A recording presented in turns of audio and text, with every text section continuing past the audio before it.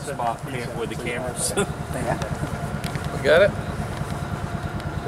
Talked to you last Tuesday. You said you guys were kind of hitting, quote unquote, I guess a reset button of sorts. How have things been since then, and what have you learned about your team? Yeah, we put in 4 days of offense and defense. We're pretty much going back over it, and they're retaining things better. We still don't have great attention to detail. We got too many mental mistakes.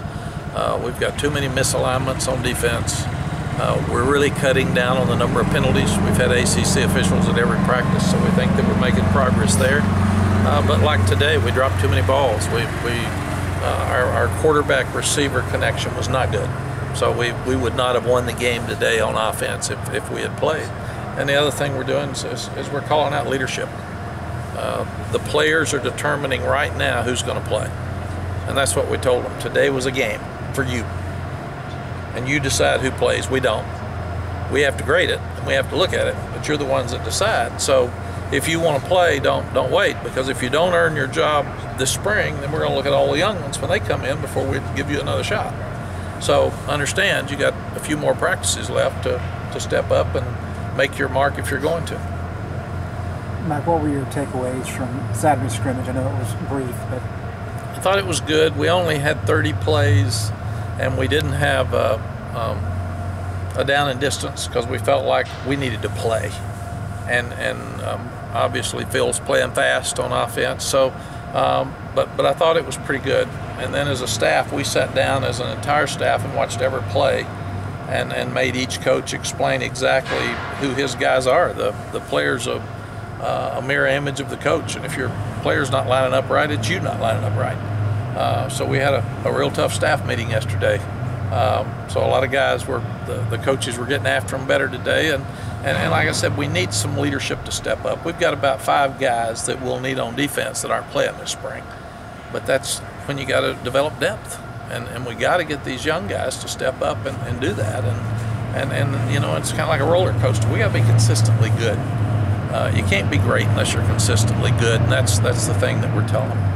Sounds like you're talking about having a standard, and having leaders, does that help guys reach the standard? Absolutely. You got to have at least one strong leader in each room, meaning each position room, and they lead that group. And if you can get more than that, then that's important too. But we've got 2 older safeties not playing. We got 2 older outside linebackers not playing.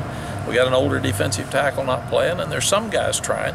But by and large, we haven't had vocal leaders, and I think that comes with confidence too.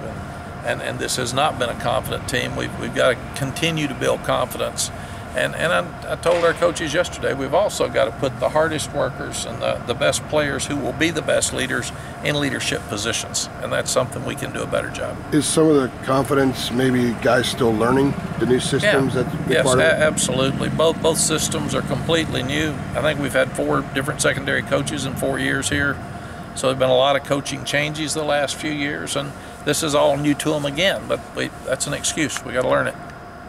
So you said getting on your assistant coaches and some of the players to feel like the honeymoon period is over, and it's just kind of time to coach and get better and all that kind of stuff. Yeah, well, I didn't think there was ever a honeymoon period. There's for the guys, because we jumped on them the day we got here, and we've been really hard on them, and I think again you're finally getting to see guys that some are stepping up, some are stepping back, and we've got to find out who steps back now and who steps up now. You don't want it in the 4th quarter at South Carolina.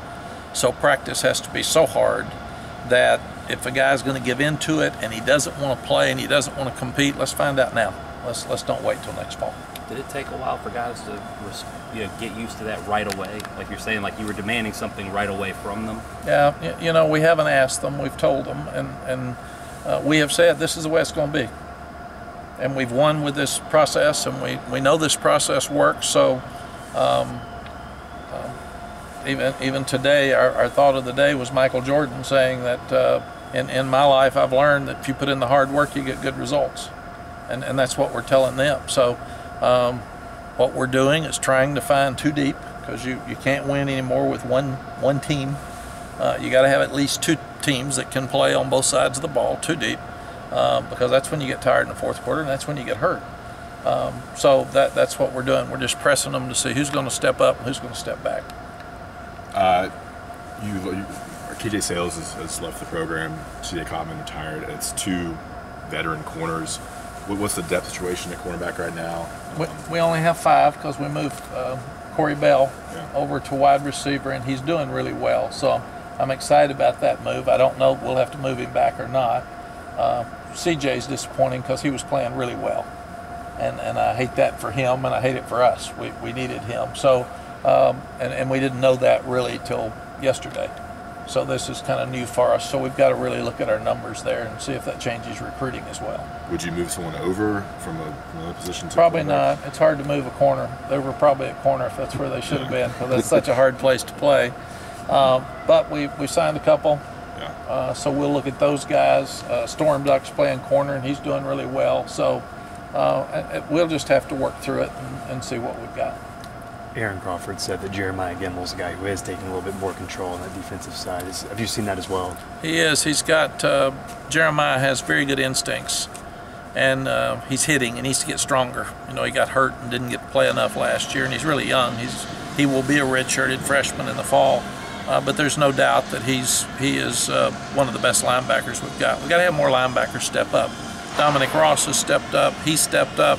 The other guys are kind of lost and figuring out who and where they are, and we got to have some more guys step up in the defensive line. I think the secondary is going to be fine.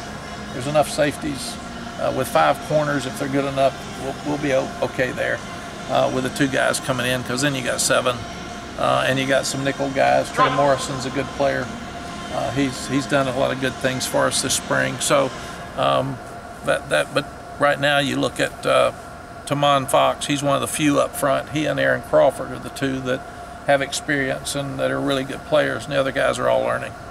You use social media a lot, on Twitter. You're pretty active on Twitter. What do you think of the advantage of that? What's your kind of goal with Twitter, and how do you use it? Twitter for me is to connect with the recruits and our fan base. That's all it's for. And if I wasn't doing those 2 things, I'd probably get off. But ESPN wanted me to do it. They wanted me to stay active. And I did, but I'm more active now because I want to send the message that we've got here to the prospects. I want them to feel like they're inside our indoor area, they're practicing with us, and they're here every day, and then I want them to come and see us if they haven't. And the same thing with fans. We're trying to get a huge crowd to the spring game, so I want them to be excited about what they see out here. And Jeremy and his staff are doing a great job of getting us videos and getting us graphics and pictures. And when I've asked the recruits, what do you want to hear? What do you want to see? Most of them say something about me, themselves, obviously, or they want to see videos, because a video makes them feel like they're at practice.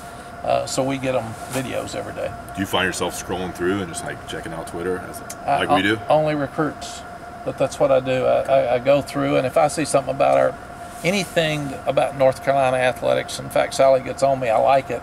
And she says, you ought to read them. You don't even read them. You just like. And then people get mad at you if it's bad. And I said, well, I glance enough. But I want our other sports to know that I support them completely. And that's important to me. But at the same time, the rules are pretty foolish with Twitter. So you have to be really, really careful that you can give a guy a car or you can retweet something, and both are violations. So come on now. I mean, really.